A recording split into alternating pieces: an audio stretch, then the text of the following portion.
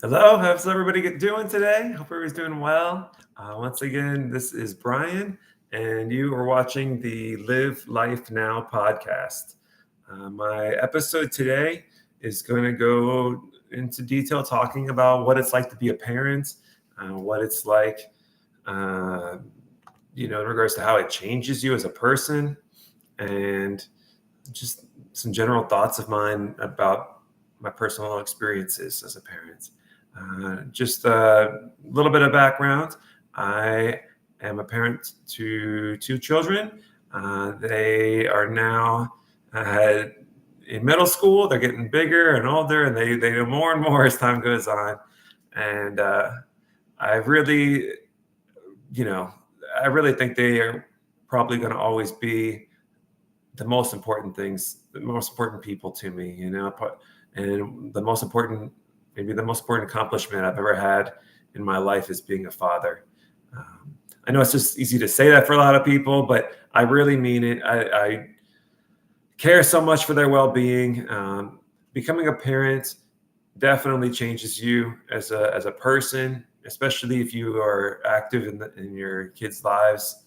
What do I mean by that?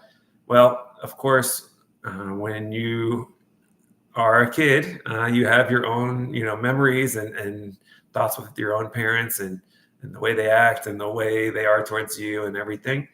But you don't fully understand or relate as a kid because your parents are much older than you. They're a different generation than you.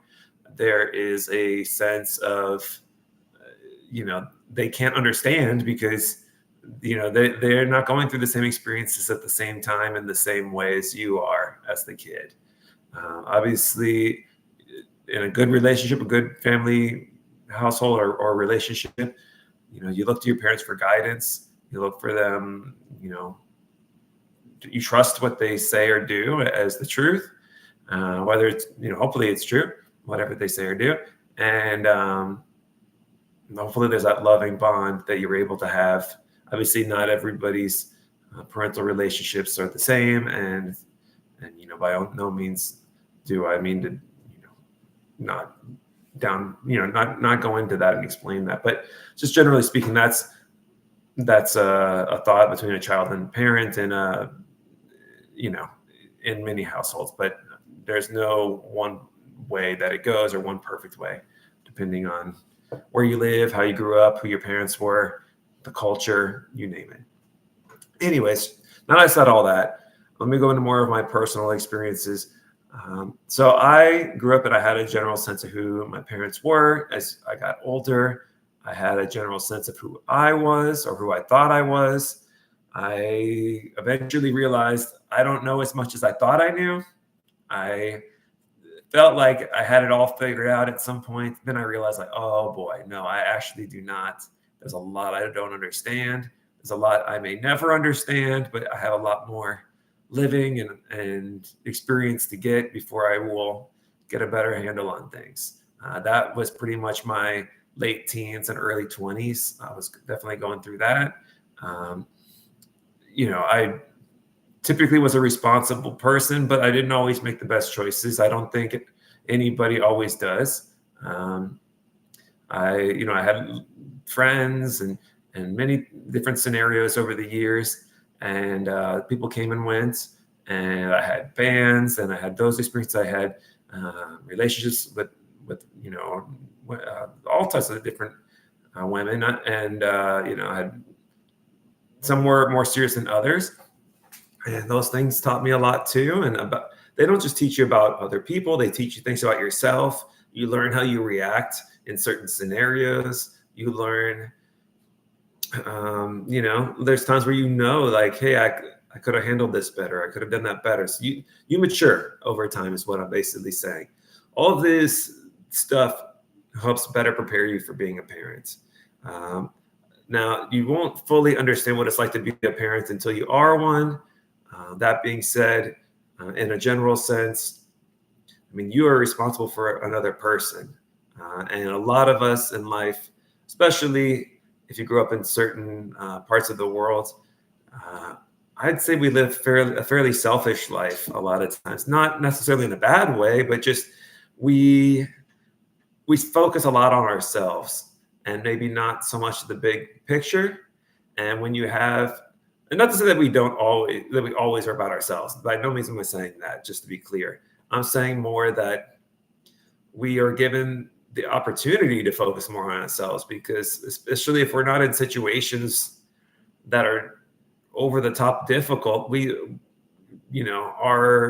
our lives are fairly easy in some aspects, not all parts of it. And obviously everybody's relationships and struggles are different, but we have opportunities that some people do not, in regards to if you have your necessities taken care of and maybe financially are okay off, it gives you more time to focus on the more personal things in your life versus where your next meal is going to come from, that type of thing. Anyways, that's a whole other side point. Getting into being a parent and what that was, I definitely did not take a decision like that lightly. And I often felt like I wanted to have kids when I was younger. But, it wasn't like my life goal per se, but at the same time, it was something that I thought I would be good at, especially with time and practice. I cared for others. I wanted to have my own family. I wanted to be able to pass along the things that I've learned to somebody else. So hopefully they could figure things out that much easier or something. But what I realized later is that everybody's got to go through their own ups and downs. Even the best advice in the world, you won't fully be able to take it in or get it until you go through your own stuff. A lot of times you may get the general sense of why it's a good idea or it's a good advice, but it won't fully connect with you until you have your own ups and downs a lot of times. Anyways, going into being a parent, I didn't become a parent until I was in my very late 20s, and I'm really glad for that. Reason being, it gave me time to learn more about myself, to mature, to get financially in a better position, to have a more secure relationship with my partner, with my ex at this point, and just feel like, by the way, there's no perfect time, in my opinion, to do a lot of things, including have kids, because you can't control the exact time. You can try, you can, make efforts to have kids, but you can't necessarily know with all certainty of when things will happen and how they will happen, which is kind of the beauty of a lot of things. You don't know how things will happen until you actually go through them and things, play out. But anyways, so I ended up having a conscious decision with my ex that we were going to have kids, and it was a lifelong goal of hers. For me, like I mentioned, it was definitely one of the major goals of my life. And I felt like I was with somebody who would be an amazing parent themselves. And I felt, really good about the idea and knowing the amount of work it was probably going to be, and then knowing it was a lifelong responsibility and commitment. Thankfully, I was able to have a choice in it. Some people may not have as much choice as others. Anyways, or at least the choices are laid out to them once the scenarios play out. Anyways, so was very excited for having kids. My first daughter, when she was born, I'm going to tell you, I didn't know a lot about having kids. Obviously, not just because I'm a male and everything, but because I didn't really grow up around kids. In my family, I didn't have younger cousins or I had a younger brother, but I was too young myself to be able to really be much of a help in regards to helping him, be raised or anything. And I didn't really know how to, hold a child. There was just a lot of things I had to learn and get comfortable with. Everything really, like learning how to put a diaper, how to hold the kid, how to, the best way to feed them, to pick up on the signs of, hey, are they hungry? Are they tired? Are they just uncomfortable. Like, for example, they need to go to the bathroom. I need to clean them up? Whatever the case may be, there was a big learning curve to it. And I'd like to say I got better and better with time. Obviously, my spouse was a big, crucial part of the process and making sure things went well, where I was more of like the planner of the things we did and just, more of the big picture person while she was handling more of the day to day, especially when I was working more at one stretch. But anyways, I was also very active and part of all of that.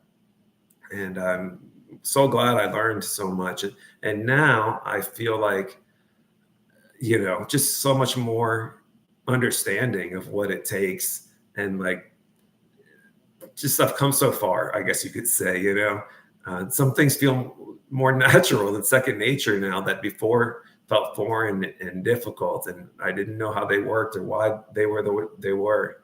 I'll say this: I do remember when my ex was pregnant with my first daughter, that a lot of people offer advice. A lot of people will tell you how it's going to be. A lot of people will speculate if it's a girl or a boy. A lot of people, even strangers, people you don't even know, will just tell you things you didn't ask for, that you don't want to hear. And, it's just all kind of the way it goes. But just don't take anything too much to heart. You get a lot of like, you better sleep now. Oh, you're going to be so tired. And 100% you will be, because the baby doesn't sleep through the night and you have to help the baby out usually about every hour or two at the beginning until they get down their sleep schedule and they get more comfortable. But at the same time, people freak you out a little bit more than they probably should. And I don't think they necessarily do it in a bad way. I just think that, until you go through it yourself, everybody's, scenario is a little bit different from the others. I'll say this: I remember being really, really nervous at the moment of. I remember it's like my heart was like pumping out of my chest almost. I didn't know what to expect. Part of me crossed my mind. I was like, oh my gosh, like, not that, just like scared that something could go wrong more than anything. But then my daughter was born. And I'll tell you this: people say this, and I'm sure people have heard stuff like this, but like, it really was love at first sight. I could not believe that, you see the belly growing, you see, all the time you've put into everything, all the baby showers and the planning the rooms and the getting everything just right. And, hey, let's get a bunch of diapers and clothes and all the necessities of having a kid. And okay, which hospital are we going to, and which doctor is going to deliver? And once you get past all of that stuff, and then the baby's actually there, it's like almost surreal in a way. At least it was for me, because it's like, oh wow, it's really happening. It's really here.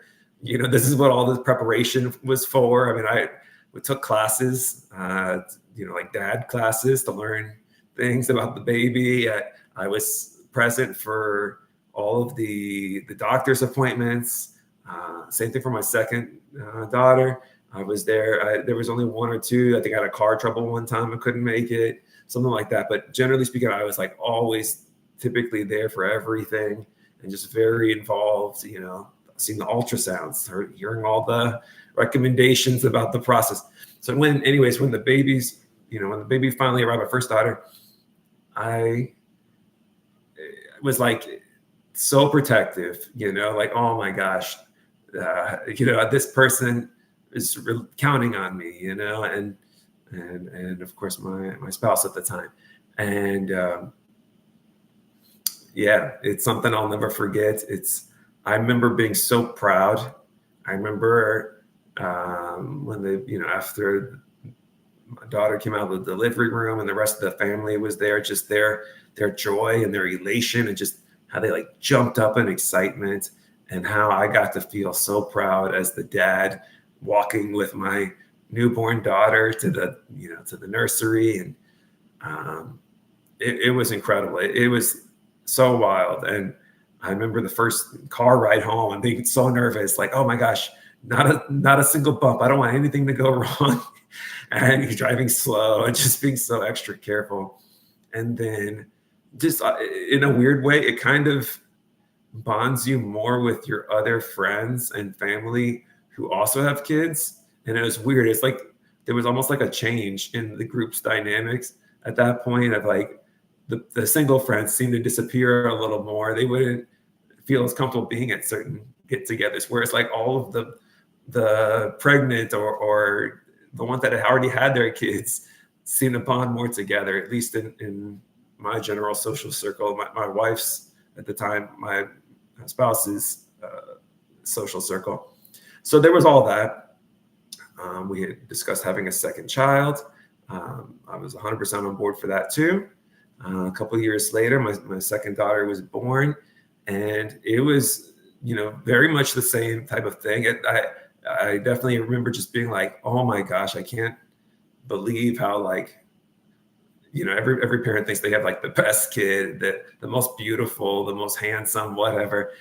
They feel like the smartest kid. They have you feel such pride and just, every little thing. It's just great to be there for.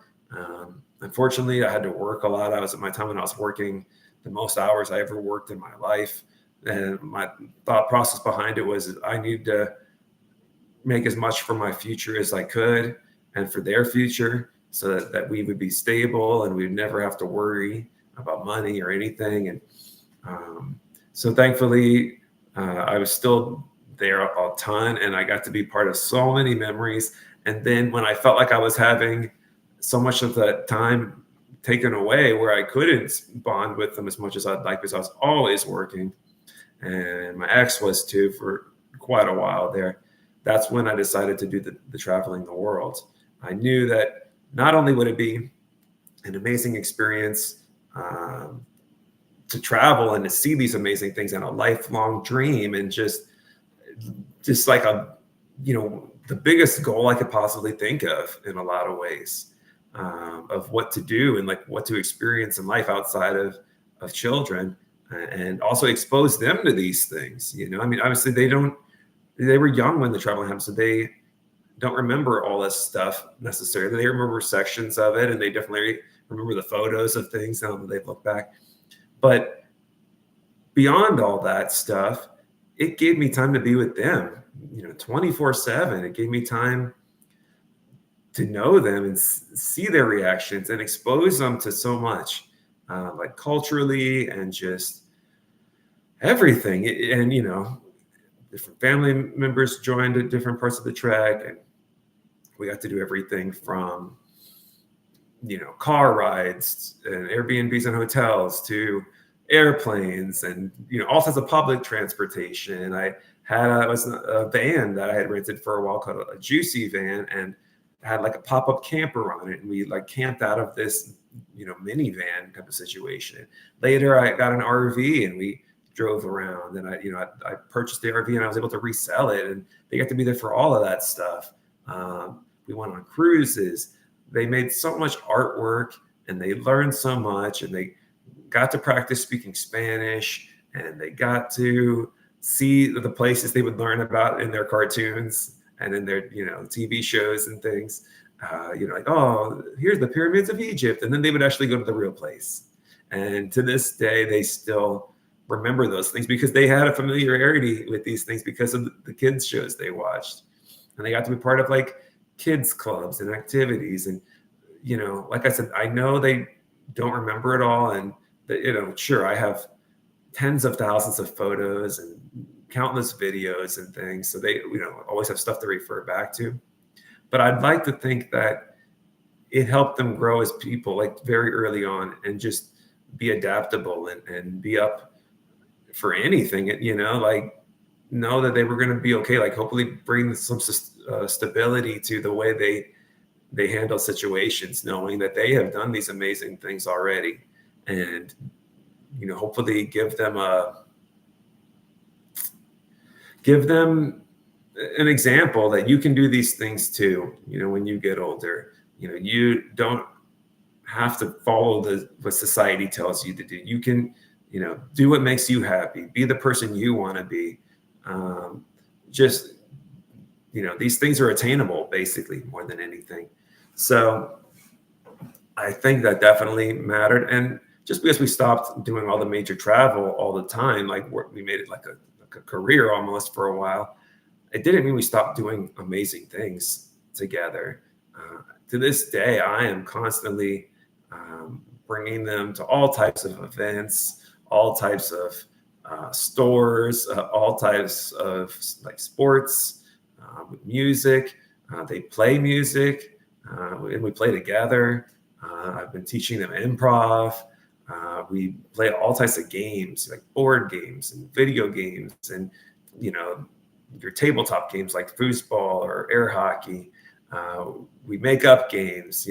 I have exposed them to not even just watching sports, but playing like every sport I could possibly find out there, and giving them the opportunity to learn those things and see what they're like, and learn the rules, and then also just taking them out to places like comic books and bookstores and pop culture stuff. And I want them to see it all, like whether it's, an anime thing or Legos or whatever, or something even more like higher class, maybe in some levels, like art galleries and concerts in some aspects. And just, I want them to know it's all out there and then be exposed to all of it, obviously within their age ranges and, maturity levels and stuff.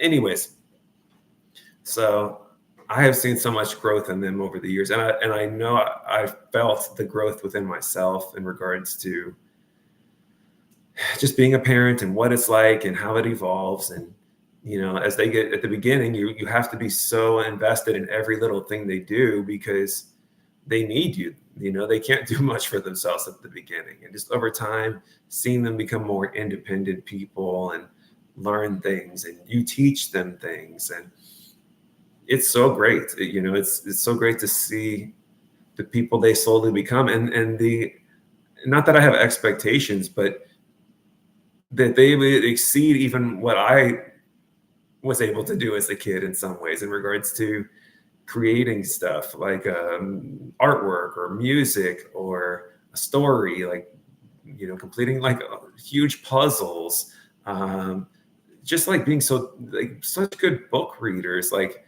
always wanting to participate in stuff. A lot of times I think in this type of generations, maybe this one, maybe the last one, I feel like there's a big push for the kids to be part of everything. And it's from the parents typically.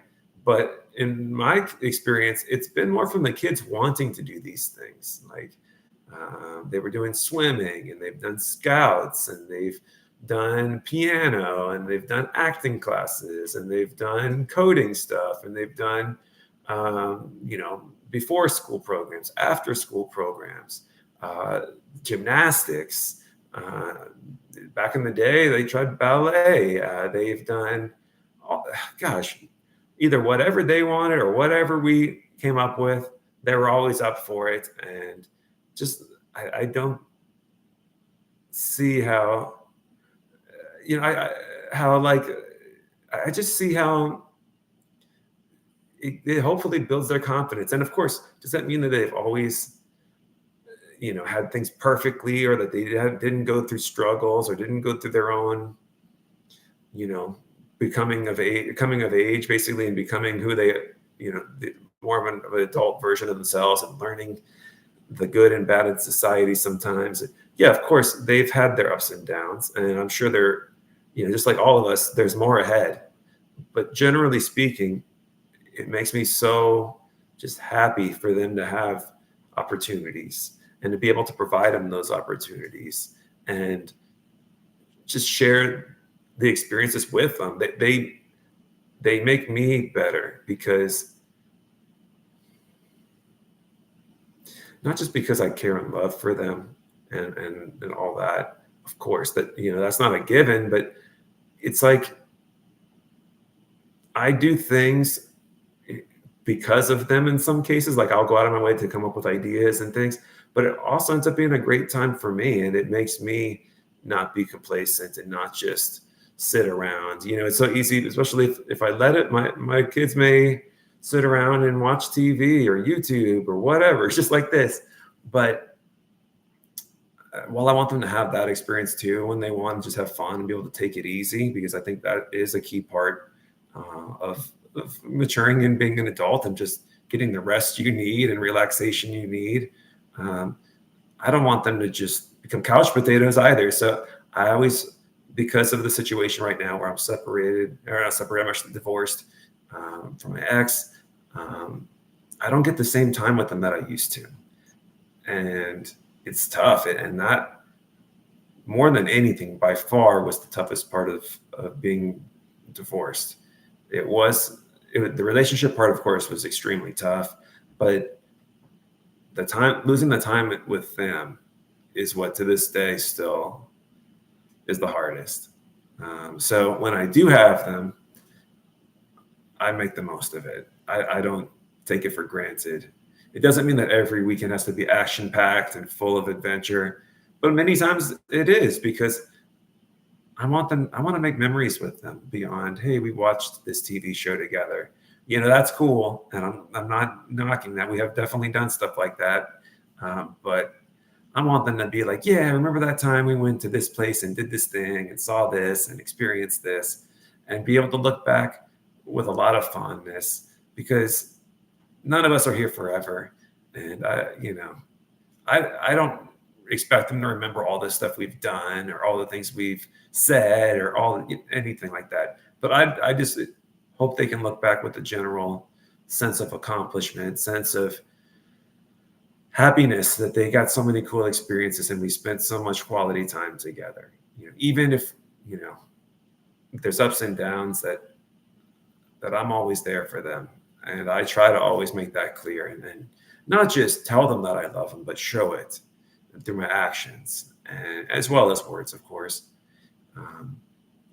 So I just want to be the best for them and for myself, but it gives me more of a reason to be that much better because of them.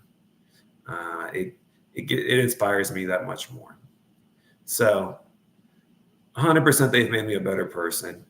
And I hope that I have made their lives even better than they otherwise would have been. And I think I have. I actually can confidently say I know I have. But that being said,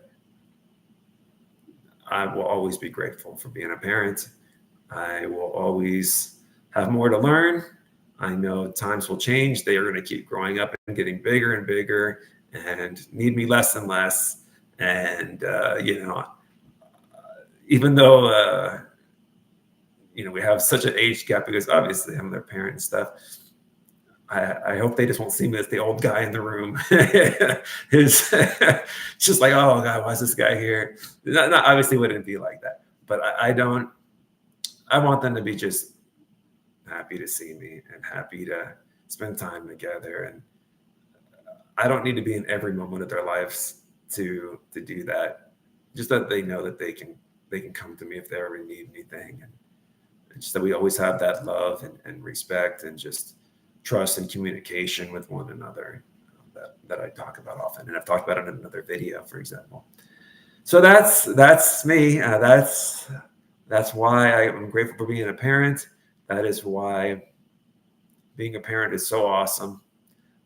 It's not for everybody. And I'm not saying that everybody should be a parent, because I think it is better that some people are not parents, and not because they're bad people or anything. Just if it's not something that you want or that you look forward to, that you're passionate about, whatever, live your life. Nobody should be telling you you need to be this or need to be that for to be accepted or loved. But for me, it was an amazing experience. It's still an amazing experience. I think it'll always be an amazing experience to be a parent. And I'm really grateful I have, great kids, because your kids are a reflection of you and the parenting you've done. Of course, there's other outside influences, but there's definitely a sense of pride knowing that had an influence on them as people. And doesn't mean that they need to follow or do things the way that I did. They're going to figure out their own things. But yeah, that's the short of it. Thank you for listening. I know it's a lot that I'm going through, and I'm getting a little emotional in a couple spots, but it's just because of how much I love them and that I love being their dad. So thanks for listening, and hope to see you in the next podcast episode. Take care.